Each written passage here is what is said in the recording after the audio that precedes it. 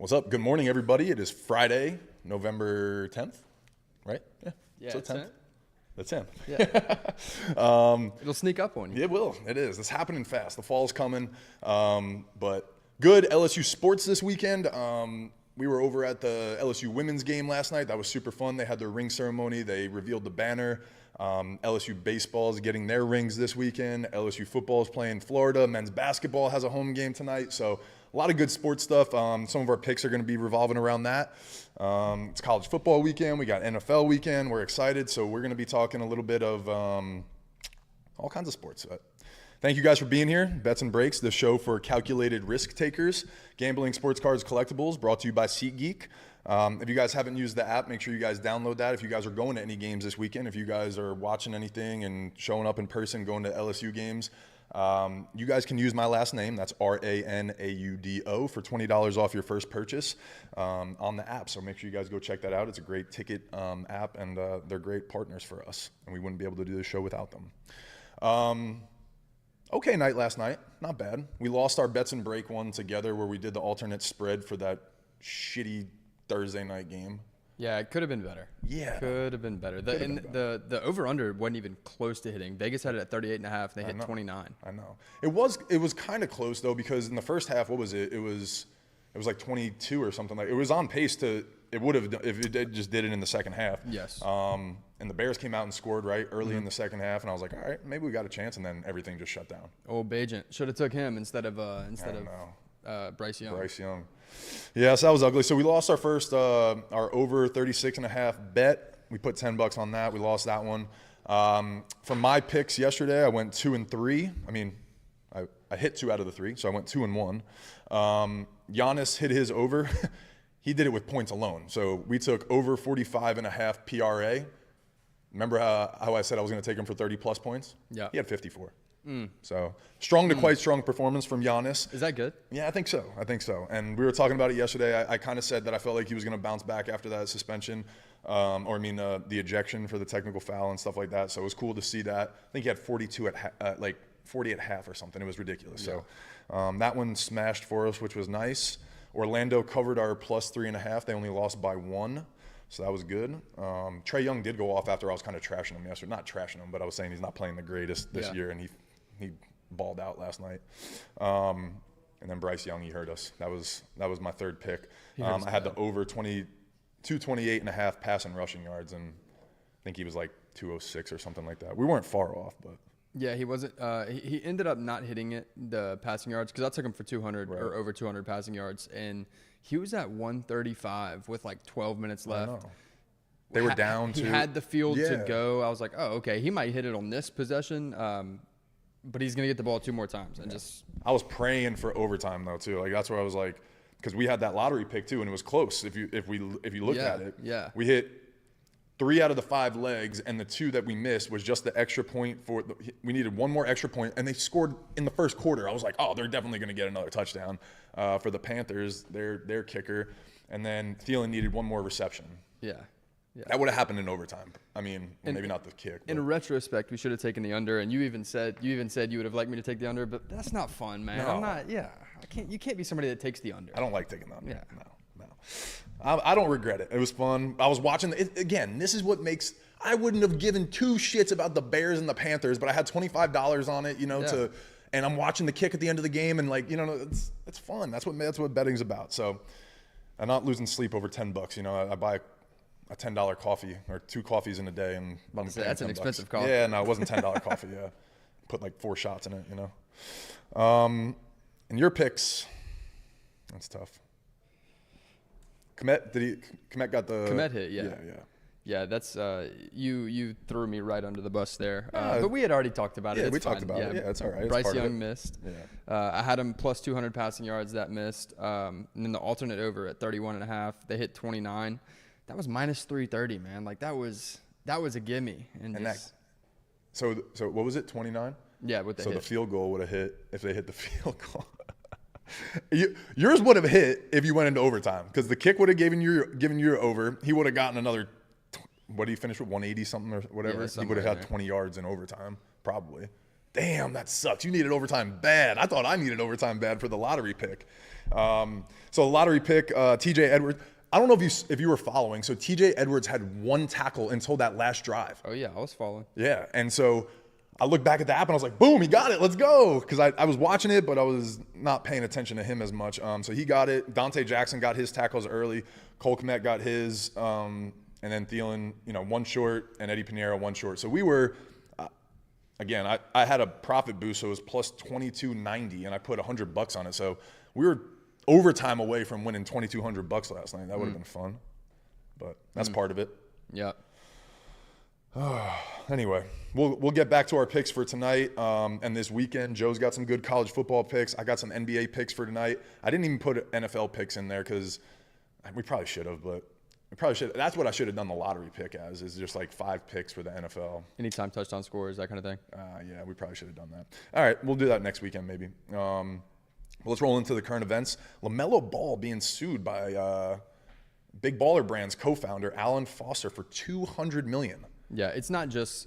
Hold on, let me get back to this screen. It's not just LaMelo, so it's LeVar and Tina Ball as well that are all included in the lawsuit, as well as Puma. What? Mm-hmm. So Alan Foster, who co-founded is dragging the Balls to court once again. This time he's suing LeVar Ball, Tina Ball, LaMelo, as well as Puma, alleging they screwed him out of hundreds of millions of dollars.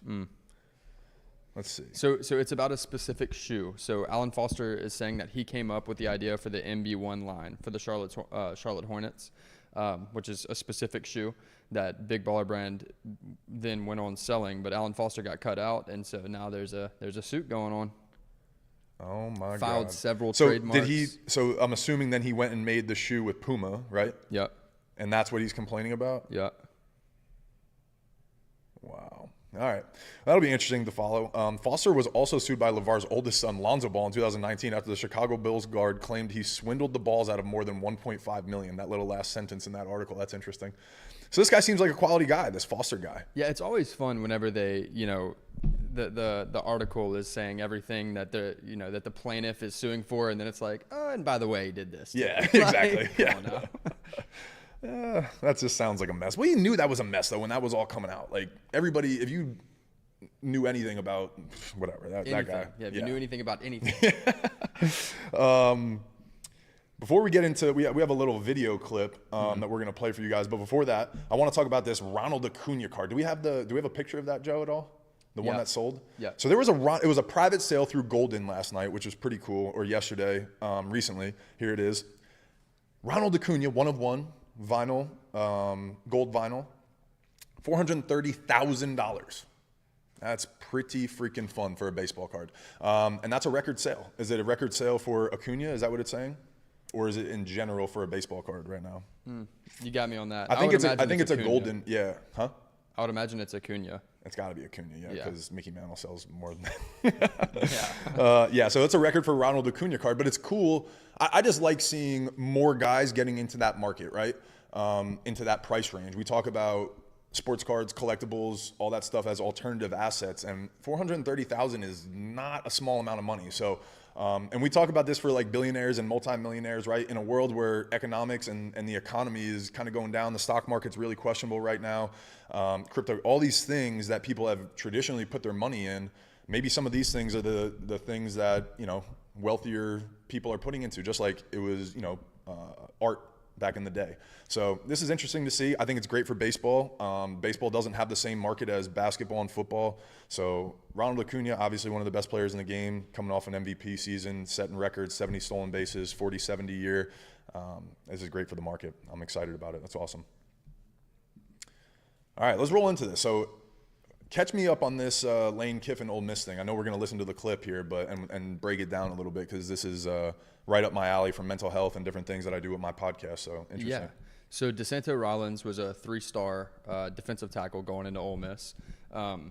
Since then, he's been just plagued by the injury bug. Hasn't been, having the career that he wanted to at Ole Miss. Because he's been injured so much, obviously he hadn't been getting playing time. Lane Kiffin pulled him in at the end of last season, or not Lane Kiffin, one of the assistant coaches pulled him in for their exit meeting at the end of last season and told him, look, at this point, it's nothing against you, but your career would probably be better if you just went ahead and transferred. Right. He didn't. He stayed on the team. And then in late February, Lane Kiffin pulled him into a meeting, told him he was moving him from defensive tackle to scout O-line. DeSanto Rollins did not like that, told Lane Kiffin that he would be taking a mental health break, and then the team never heard from him up until this point. DeSanto Rollins' mom called the Ole Miss athletic director, warning them that DeSanto Rollins was essentially having a mental breakdown and that they should schedule a meeting with him. They reached out several times. That meeting was supposed to take place in early March. It didn't happen until like March 27th because Rollins wouldn't respond, is the story. Okay. So that's the backstory. And this listen? is... Are we going to listen to the piece? Yeah. You want to throw those headphones on? Yeah, I'm going to put them on. And here is the audio. So, by the way, Mississippi is a one-party consent state. So if if one party deems it okay to record a conversation, they can. Wow. I was wondering that too when you said it was a recorded conversation by the kid. Louisiana's the same way. It is, okay. Yeah. That's interesting. But here's the clip.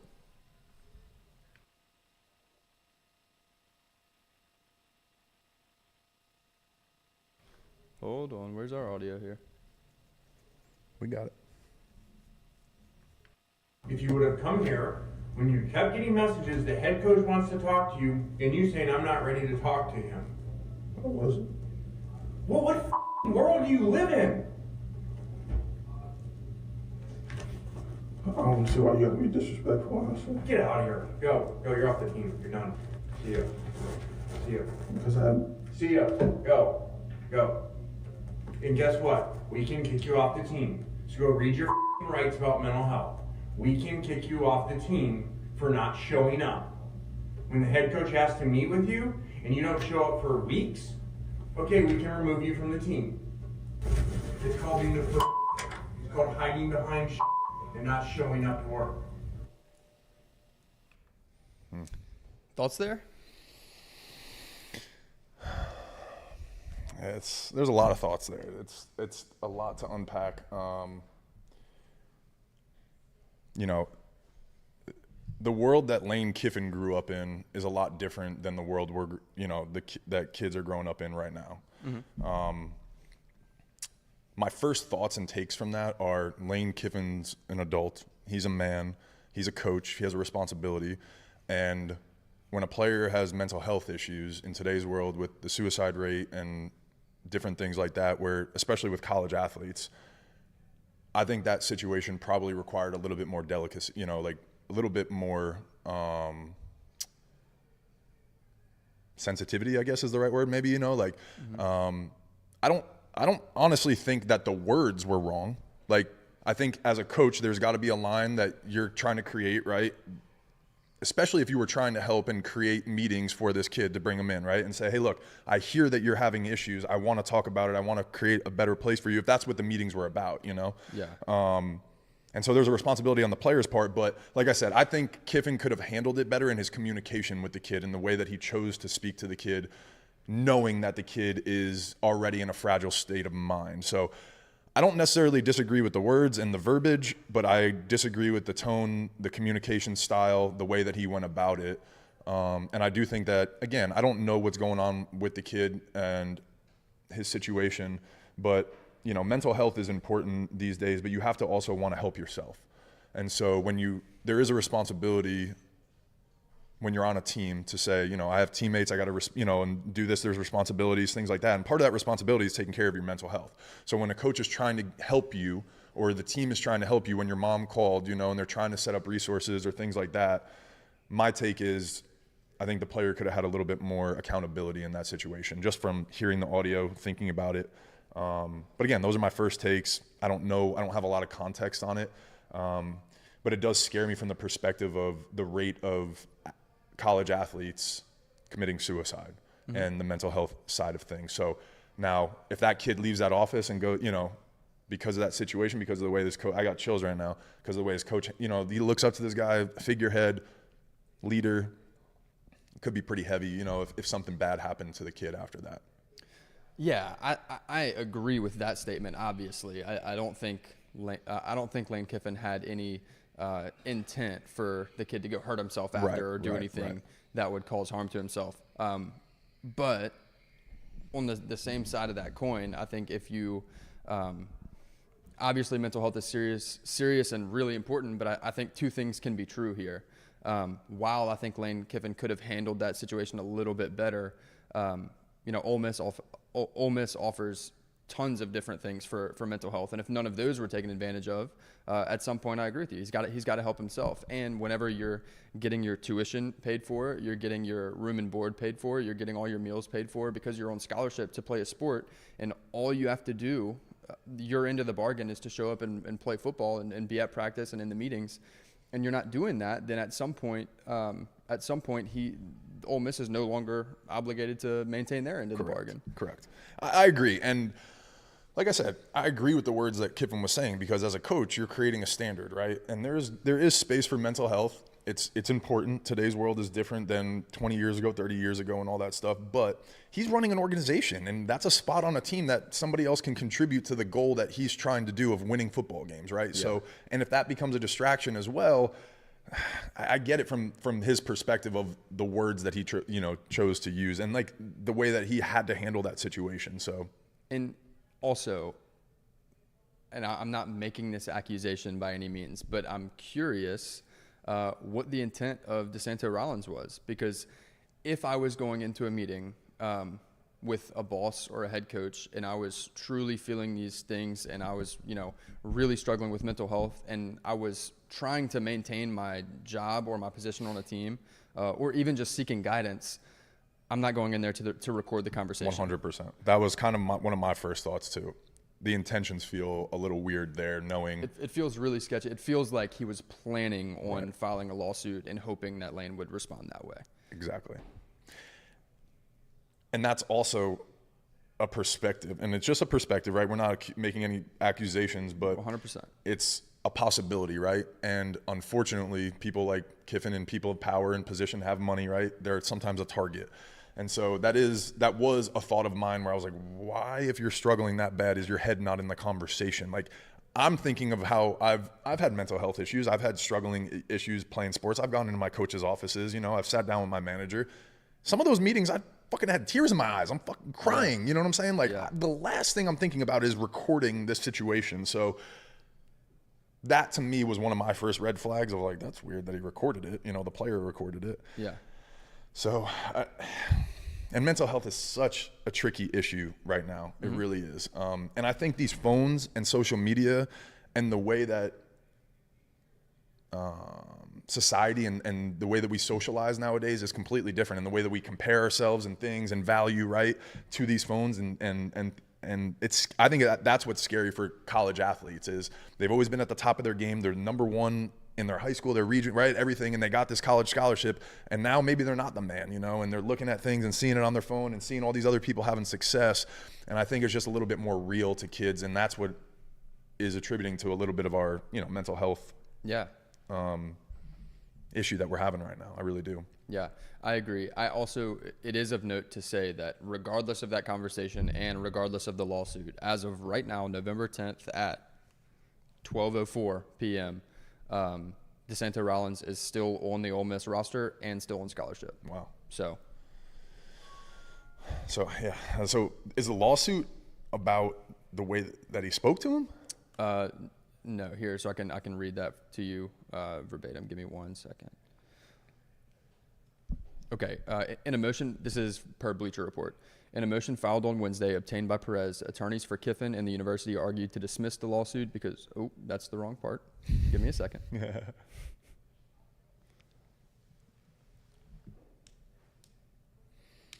Okay, in the original lawsuit filed on September 14th, Rollins alleged that Kiffin took unfavorable action against him on account of race for questioning and taking a mental health break, when Kiffin did not take adverse action against white student athletes for the same request.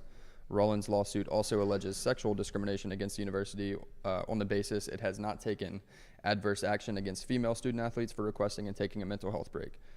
In the lawsuit, Rollins said he suffered multiple injuries during his football career with the Rebels.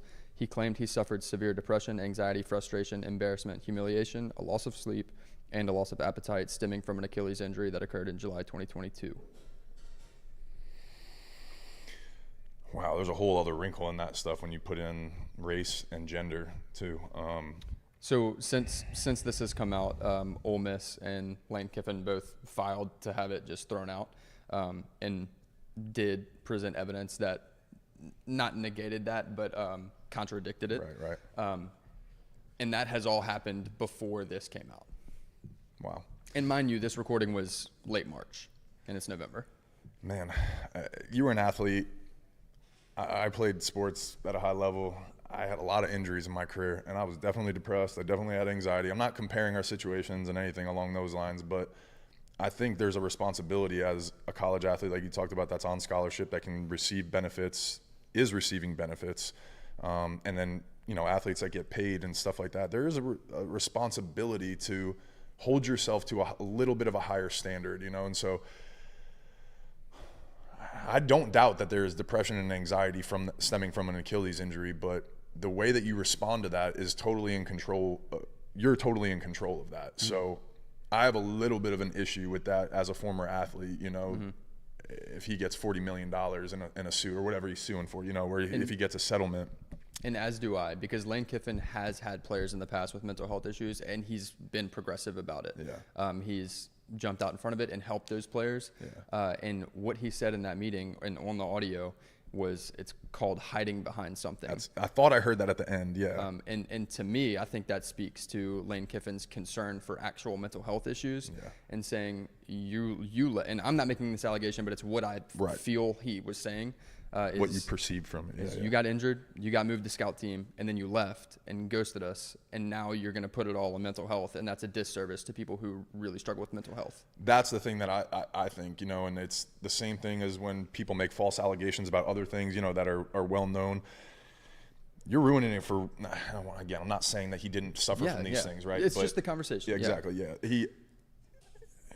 You could numb the fact of when somebody is really going through something, you know, and again, not that he wasn't really going through something, but as an athlete, that's part of your job. You're risking your body on the field. Mm-hmm. You knew that, like, when you played football, you might tear your Achilles. I knew when I threw a baseball, I might tear my elbow and my career might be over, right? You do a bunch of things to prevent things. Or take a ball to the hand. Exactly, or take a ball to the hand, and I never threw a pitch again, right? And there's days that I'm sad about that shit. It messes me up, but I don't know. There's a lot of accountability that I take on that too, you know, and I think that I had a responsibility, and there was things that I could have done better, and, like, you know, and I don't know. I have a tough. When I heard Kiffin say hiding behind something, that's kind of when I was like, oof. Kiffin probably has a lot more information than we do too. He knows 100%. This kid a lot better. You know what I'm saying? Like, there was a lot of frustration in that conversation from Kiffin. You heard it, and even when he was like, "You're off the team," like, he was fed up with this situation, you know, and so. I'm anxious to see what more facts come out and how this transpires. But as a former athlete, I have a little bit of an issue with just, again, surface, hearing the audio, kind of putting the pieces together and talking about it with you. It's Yeah. Now, two things can be true. Like I said, off first listen, I tend to be like, off first listen and reading things about it, I tend to think that Lane Kiffin is probably not entirely wrong here. Yeah. While I can also hope DeSanto Rollins isn't struggling and gets the help he needs. Exactly. So. That's it. No, that's well said. And like I said, I mean, everybody deals with the mental health stuff. It's part of the sport, so I don't doubt it, and I hope he gets the help that he needs. And I hope he takes the active help that, you know, he takes action that he needs to take to better himself, because your brain's not just going to heal itself. You got to be active on it. You got to take – it's just like anything else. He did it in the weight room, right, to get to that point, to be a D1 athlete in the SEC. There's a lot of stuff that you can do for your brain to strengthen that, to fix it, right? And or to better it. But you got to want to do it. You got to be able to take those action steps and stuff like that, and to accept help when people are willing to give it. So I hope for everybody it works out the way that it's supposed to. Yeah. All right. Let's roll into a little bit of new release. Do we have the definitive? Any information on the definitive that I sent you? I don't know. I sent it kind of late, so you might not have it. It's up there. It's available now. What else? Oh, there it is. Yeah. So definitive, we talked about it yesterday. There's the 1-of-1 Shohei Ohtani and the Babe Ruth. There's 2 1-of-1s in that. But that released about 45 minutes ago, an hour ago, something along those lines. Probably about an hour ago, 12 o'clock Eastern time. One of the best products in the hobby. I wish we had it. I'm going to try to spend more money to get our allotment up so that way next year we have this. But yeah, this is one of the best products. It's just beautiful. High level autographs, best, just one of the best products in the game. So, and like I said, there's a Shohei Ohtani Babe Ruth, two Shohei Ohtani Babe Ruths, one of ones, hitting and pitching. So super cool. But that's our release for today.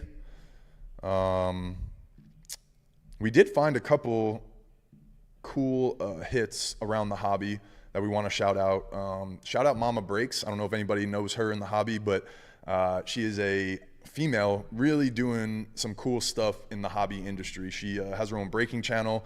And again, just something different, innovative. She's disrupting, right? Because it's been a traditionally male-dominated industry, and she comes in and does a great job. So she rips all kinds of sports cards. I think she does Pokemon too. I've seen her at a bunch of shows and everything, but she ripped a really cool card from Archives. So we talked about Archives on yesterday, I don't know, one of the days, but it released on Wednesday. It's a bunch of throwback-looking cards of active players, bunch of cool autographs.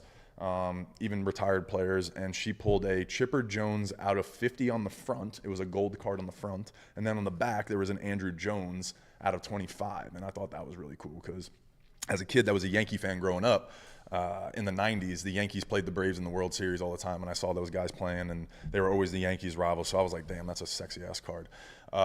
Leighton Sports Cards also had some success with Archives. They pulled a nice Corbin Carroll redemption, and I think it was Adley Rushman and Gunnar Henderson, I believe. Yeah. Something along those lines, yeah. Is that it? No, that's iconic. Then, do we have, again, I don't know that if this is a live, if it's necessarily a hobby hit top 5, but I wanted to talk about, do you have the Gunnar, there it is, the Gunnar Henderson. I put it up early. There it is, yeah, it's all right. Dude won the Silver Slugger. This is a post from Slab Stocks, our friends over at Slab Stocks.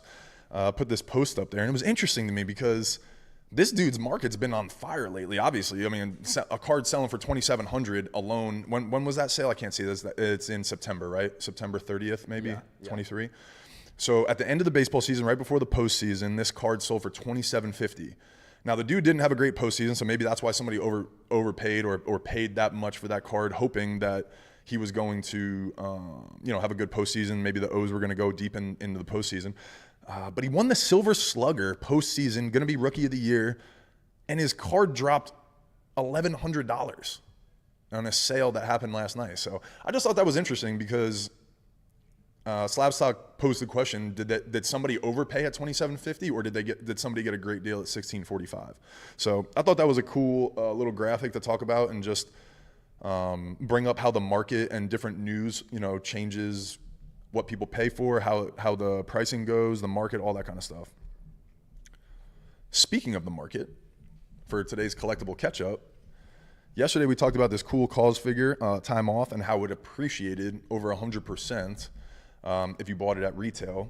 But then we do have a cool Bear Brick back here. So if you guys aren't familiar with Bear Brick, it's a Japanese toy company that makes these figures that have 9 parts. They can move, like the hands can move. You can move them around, the legs, arms, head. And it was started in 2001 out in Japan, and they've just hit it off with great artists. They've just collaborated, and it's become a high-end collectible figure. And the Bear Brick brand has really just blown up in the last 20-something years, really the last 5 to 10 years. And they have 6-foot ones, 3-foot ones. And we have a smaller one here. But I want to talk about how not every collectible is going to appreciate. Even though Bear Brick's a great brand and they're very sought after, there's a high demand for them. Jackson Pollock is everybody knows that brand, from in the art world. But unfortunately, this is selling under retail. So I believe I bought this for $500, on the Bear Brick website when it released, when they announced the collaboration with Jackson Pollock. There's been different versions of the Jackson Pollock Studios collaborating with Bear Brick. And so not all of them have depreciated in value, but the one that we have has dropped about $20-$30. You can actually get it for under retail value. So I just kind of wanted to pose the question to people: do you think that's an opportunity to buy, or is that a signal, that maybe this collectible isn't going to hit as maybe some of the other ones? Because I saw some other Jackson Pollock ones that were really cool, where like the stomach almost looked like it was like a gumball machine and it had different things inside of it. And those ones, added a little twist to it, and maybe there was a little bit more demand there. So just interesting. I always want to pose different things on there and show people that not everything always goes up in value, especially these collectibles. And you just got to be careful of what you're buying and know what you buy. Yeah, if you got it at 500 and it's the highest bid right now is 375, I think that's a buy because he's not going to stop making art as his brand, as his personal brand continues to grow. I think anything that has Jackson Pollock on it will continue to appreciate a little bit. Yeah, I think it's safe and I like it, so I'm keeping it. It'll be in the shop. We're not selling it under value. But again, I just like talking about these collectibles as alternative assets and stuff, and just showing people, how they go up and down in value. I think that's all our news for today. There wasn't any crazy gambling news. I didn't have any crazy tickets from anybody across the industry. Calling our shot guys that we talked about yesterday didn't win their ladder challenge, so they're starting over again today. But we have our picks for the weekend. I'm 2-1 so far. Joe's 1-1. Bets and breaks is 0-1, so we need to fix that. So hopefully tonight we'll hit a couple of these. But let's dive into our picks of the day. Best lines. I probably should have asked Joe. He's my college football guy. Again, if you guys don't know, Joe does a really cool show called the 10-Second Runoff. It's about a 2-hour show or hour to 2-hour show depending on the day. But he breaks down almost everything all across college football. So I probably should have asked you what your favorite game of the week was. Did anything stick out to you like when you were doing some of your picks? Yeah, I mean Washington, Utah, they're in my parlay here.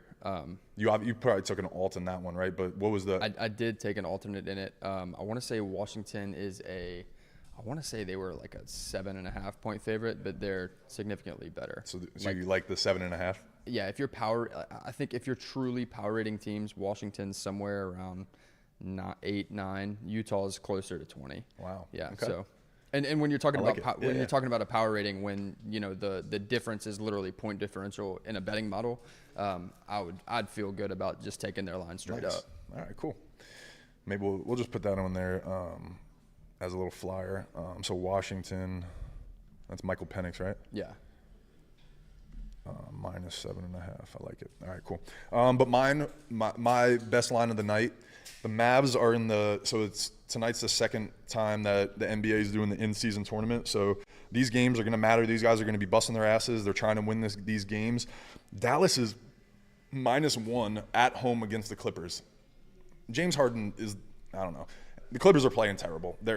I don't understand why James Harden thought that was the move to go there. They got 4 guys that need to shoot the ball 20 times a game. I don't understand how that's going to happen. So I just don't really love the Clippers right now. I think they're trying to figure a lot of things out. Dallas looks really strong to start the year. I like them at home. I think Luka's going to ball out in a big game. So I'm taking them money line. The spread was -1, so it's the same thing. But I took money line just to play it a little. Actually, why wouldn't I just take -1? The odds are a little better. It's the same. They have to win by 1, obviously. Yeah, I would do that. Yeah. All right. So we'll change this one to Mavs -1 on that one. I think it was like -108 or something like that versus -112 for the money line. Again, I don't understand that. It's the same bet. It's literally the exact same bet. I don't understand. All right, my 3 picks for the night. I am going over to LSU men's basketball tonight. I watched their home opener the other day. They looked really good. Will Baker looked like one of the best players ever. He's 7-foot lefty. And he's rocking the headband. Rocking the headband. I love it. He was, I don't know. He was good. He saw the floor well. He passed it. And even McMahon in the post-game presser was talking about how good of a passer he is. So he was really excited about him having the ball at the top of the key. So I'm excited to see him build off that game, 29 points in the opener.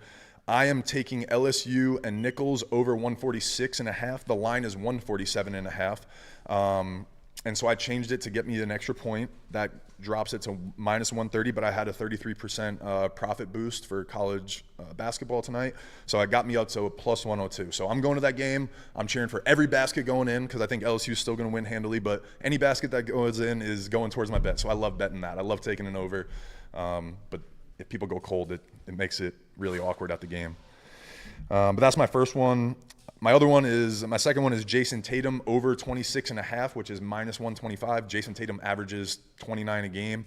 He scored 14 his last game, so something tells me he's not going to go under again because law of averages. So I'm just taking this one, especially that it was over 26.5 when he averages almost 30 a game. So maybe the book knows something. I don't know, but we'll see. Also, it could be that the Celtics are going to blow out the Nets because they were a 12.5-point favorite and he might not play the fourth quarter. So it could be something along those lines. But if he does play, if it's a close game, I like him for 27 points. Same type thing with Joel Embiid. He is playing at Detroit. He averages 11 rebounds a game in his career at Detroit. He averages almost 12 rebounds a game in his career against Detroit. But I'm a little nervous because they're a 9 or 10-point favorite as well. So if they go up 20, 30, obviously Joel Embiid's going to be one of the first people to rest and they're going to take out. So his points were at 29.5, and I wanted to take that. But, again, I don't know. If they blow him out and he doesn't play as much, I just like rebounds. He averages 11 a game. So it was positive money. So it was plus 100 for 10.5. So I took it, and that's going to be my third pick. I'm excited about it. Cool. I like it. For my picks this weekend, I told you I teased down Washington. I just took them at minus 2.5. I feel good taking them at their alternate or their normal spread. Yeah. But minus 2.5, I feel like it's a chip in. Nice. Also have Florida State minus 6.5 against Miami. Again, alternate spread. This is a rivalry game, so it plays a little bit differently. Florida State's proven that they can, go to the end of games and get gritty and win. Big win over LSU. They got a win over Clemson. Even Duke. They were tied with Duke going into the fourth quarter. Duke's a pretty good team. They had Riley Leonard for that one, Duke quarterback who's now hurt. But they've proven that even when games get tight, Boston College is a team that they shouldn't have been in the game with at all, and they found a way to win. So really gritty team that I think even if things go south, find a way to win by at least one touchdown. Nice. So I got that down to minus 6.5. I did say that I liked Washington as the best pick of the weekend. But it's because I forgot that I got Texas at minus 2.5 before they announced Quinn Ewers was starting. Oh, damn. Yeah, so you can't get those now, but I did get it before they announced Quinn Ewers was starting for Texas. He's coming back. They're one of two one-loss teams in the Big 12. Their eyes are set on the Big 12 championship right now. And if they win that, they got a great opportunity to get into the playoffs. So this is as focused as they've been all year. They're getting their starter back. I feel great. TCU hadn't been great this year. So. Yeah. No, I like it. Total odds on that's plus 141. Ooh, all right. Looking for back-to-back wins for 10-second runoff. I'm going to be honest with you. When I saw yesterday, I was, watching the TV, I saw the bottom line that Florida State was playing Is it at Miami too? Yeah. I don't know why. That scared me. I was like, in my head, I was like, they're a 14-point dog at home. I was like, I think I'm going to take that. Just because, I don't know, Florida State, I don't know. I just feel like, again, there's no merit behind this. This is just literally a gut feeling. I'm like, I don't know why I don't see them in the college football playoff. I know they have a clear path, but I'm like, might be a game that trips them up. I don't know, in my head. So I hope I'm wrong. Yeah, I don't think that's a horrible take. That's why I bought the extra points. Maybe I'll take plus 14 and then take this too. Yeah. There we go. I like it. And you said you can't see Florida State in the college football playoff. I tend to agree with you. I think there's a team in the ACC that's a little bit sneaky that nobody's talking about right now. Louisville only has one loss. They don't play Florida State in the regular season. So you very well could see a Florida State-Louisville ACC championship. And if Louisville wins that, that blows up the whole scope of college football. Yeah, that would be interesting. Wow. I love that. Louisville is playing well right now too. All right, our lottery ticket of the night. Last night we were close. We were two little things away. We needed overtime. We didn't get it. So today we're bouncing back. It's plus 1,300. We're picking 4 things. Same game parlay.